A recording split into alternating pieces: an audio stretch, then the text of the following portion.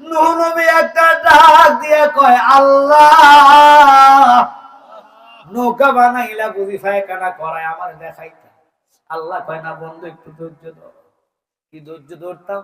একটু সামনে আমার খেলাটা। পায়খানা মানুষ করতে করতে নৌকা পুরা ডুবু ডুবু করছে, পায়খানার লাইগা জায়গা নাই। বৃদ্ধ মহিলা 80 বছরের বয়স্ক, হের মনে আছে এটার মধ্যে পায়খানা করতো। মহিলারা উড়াইয়া আল্লাহ কয় শয়তান ফাওড়া ফিসলাইয়া দিয়ে যাতে গুর ভিতরে পড়ে। গুর ভিতরে বইরা ডুবাইয়া ডাবায় উঠা দেখতেছে সাদা চুল কাঁচা হইয়া গেছে। এবার ফাকনা চুললে কাঁচা বানাইছে কি? বেডি চোখে দেখে না, জাফসা দেখে। 16 বছরের যুবতীর মন চোখের জুতি ফিরা পাইছে, হাঁটতে পারে না, লাঠি ছাড়া। এবার শক্ত মতন দৌড়াইতে পারে।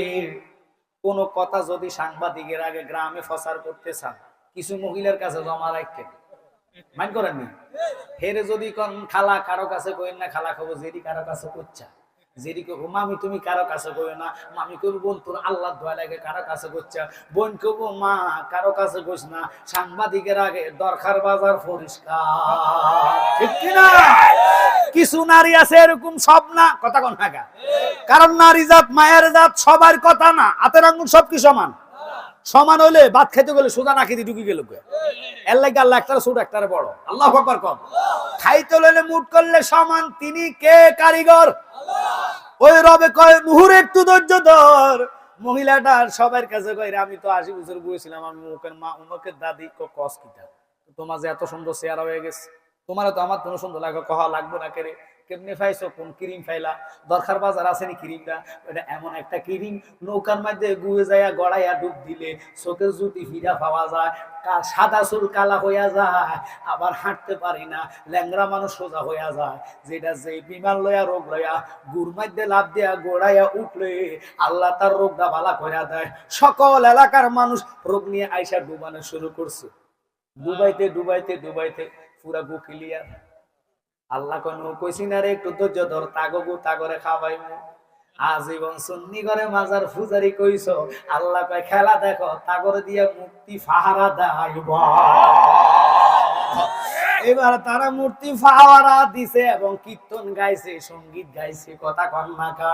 এরা জীবন আমাদেরকে পূজাকারী কইয়া আল্লাহ ওখানে তাগরে রাখাইছে মূর্তিরে ফাড়া দেওয়ার জন্য।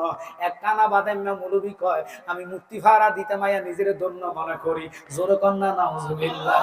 এই জন্য লালন ফকির কয় ভেবে দেখি টানারে হাট বাজার, এক কানা কয় আর এক কানারে চলো এবারে ববের পারে, নজদে কানা পথ দেখে না, নজদে কানা পথ দেখে না, পথকে ডাকে বারংবার, ভেবে দেখি কানার হাট বাজার।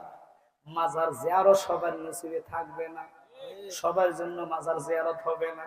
ওরা পারে নাই যে কেল্লা বাবার মাজার এবার হামলা করার জন্য চেষ্টা করছে, শাহজালালের মাজার হামলা চলছে। কিরে বাবা এই দেশে ইসলাম কার উসিলা ফাইলা? ওই সিন্নি খেলা কার দ্বারা মোল্লা ছিল্লা না।